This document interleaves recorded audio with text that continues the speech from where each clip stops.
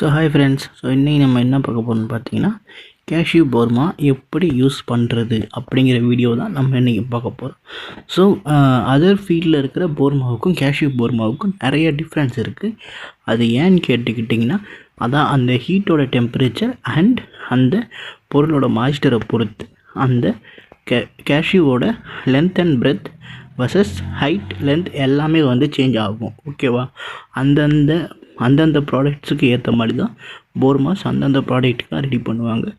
So இப்போ example பார்த்துக்கிட்டிங்கன்னா, இந்த கோகோனட் ஹஸ்க்கு மாதிரியான ப்ராடக்ட்ஸுக்கெலாம் highly powered and heating temperature வந்து யூஸ் பண்ணுவாங்க. மேக்ஸிமம் அதுக்கு வந்து டிகிரியே வந்து ஒரு 500 மேலான டிகிரிஸ் கூட அதுக்காக யூஸ் பண்ணுவாங்க. ஏன்னா அது அந்தளவுக்கு பவுட்ரு பண்ணுவாங்க.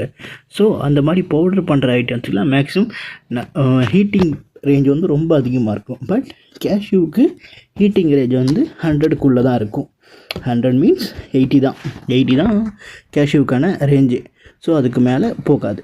ஸோ அப்படி தான் நம்ம கேஷ்யூவுக்கு நம்ம மேக்ஸிமம் வந்து அந்த ரேஞ்சு தான் நம்ம ஃபிக்ஸ் பண்ணுவோம். ஸோ வாங்க.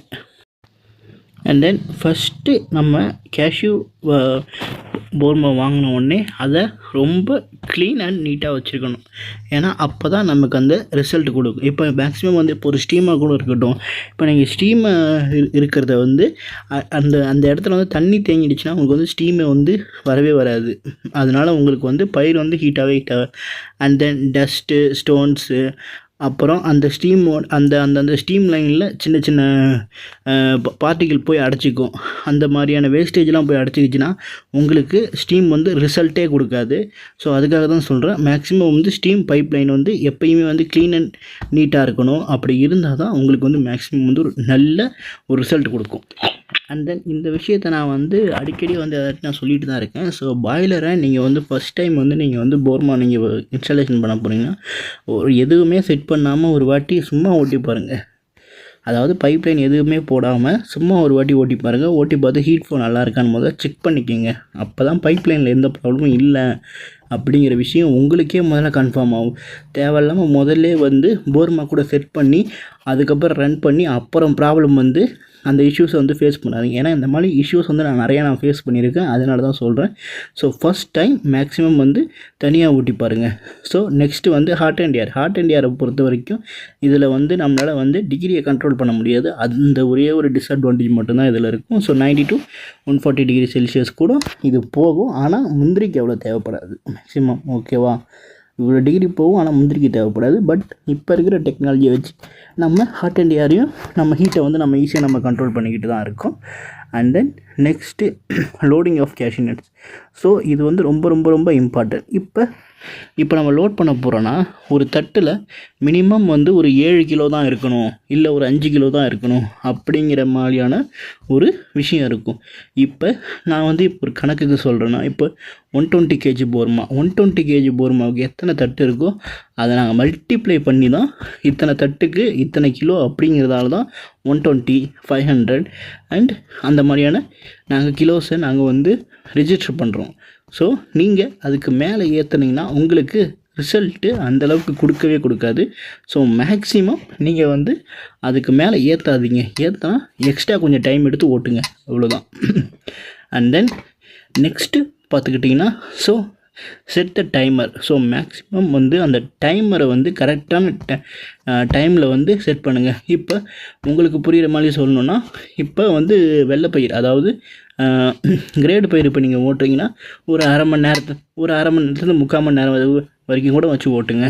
அதுவே வந்து இப்போ ராசி பயிர் ஓட்டுறீங்கன்னா ஒரு 8 மணி நேரம் இல்லை 9 மணி நேரம், differ from the hot and air or steam or electrical. அதை பொறுத்து டிஃபர் பண்ணி நான் ஓட்டணும். எலக்ட்ரிக்கல்லாம் கொஞ்சம் சீக்கிரமாக ஓட்டலாம், ஹாட் அண்ட் ஏரும் கொஞ்சம் சீக்கிரமாகவே வரும். அண்ட் தென் ஸ்டீமுங்கிறது தான் கொஞ்சம் லேட்டாக இருக்கும்.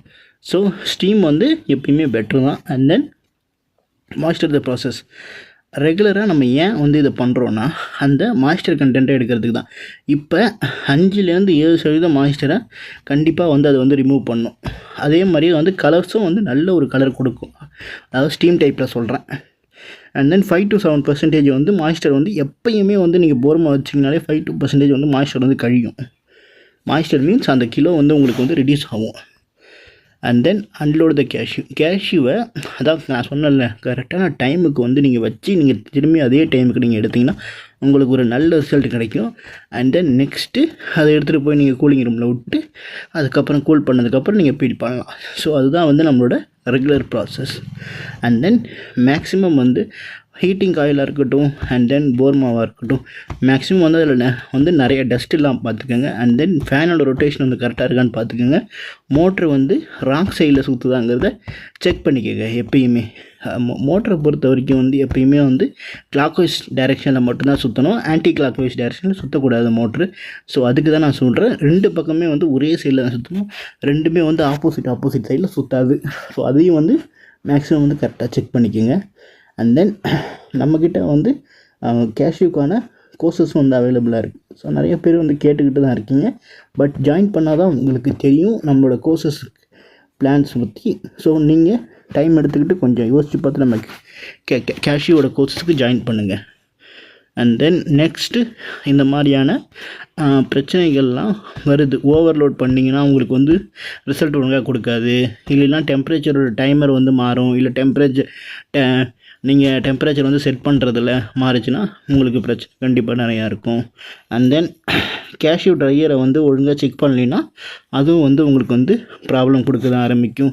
ஸோ மேக்ஸிமம் வந்து கேஷ்யூ போர்மா வந்து கரெக்டான ஒரு ப்ராசஸில் செக் பண்ணுங்கள். ஸோ இதை பற்றி உங்களுக்கு வந்து இன்னும் கரெக்டாக டீட்டெயில்ஸ் வேணும்னா நம்மளோட பெய்ட் கோர்சஸ் வந்து அவைலபிளாக இருக்குது. நீங்கள் கீழே இருக்குது நம்மளோட வாட்ஸ்அப் லிங்க்குக்கு நீங்கள் கிளிக் பண்ணி நீங்கள் அதில் ஜாயின் பண்ணிக்கலாம். ஸோ உங்களுக்கு இதை பற்றியான இன்னும் ஃபுல் டீட்டெயில்ஸ் வந்து நான் வந்து நம்மளோட பெய்ட் கோர்சஸில் சொல்கிறேன். அண்ட் தென் நீங்கள் நம்மளோட கோர்சஸில் இன்ட்ரெஸ்டாக இருந்தால் தாராளமாக ஜாயின் பண்ணுங்கள். அண்ட் தென் மந்த்லி 1 வெபினாரும் அதாவது மந்த்லி 1 ஃப்ரீ வெபினாரும் நடக்கும். ஸோ நீங்கள் ஜாயின் பண்ணணும்னு நினச்சிங்கன்னா அதோட லிங்க்கும் நான் வந்து மந்த்லி 1 வந்து நம்மளோட இன்ஸ்டாகிராம் பேஜில் நான் போடுவேன். ஸோ நீங்கள் ஜாயின் பண்ணிக்கலாம். அண்ட் தென் நீங்கள் அந்த ப்ராசஸில் இன்ட்ரெஸ்டடாக இருந்தீங்கன்னா, இல்லை மிஷினரிஸில் இன்ட்ரெஸ்டாக இருந்தீங்கன்னா நம்மளை வந்து கான்டாக்ட் பண்ணுங்கள். And then by.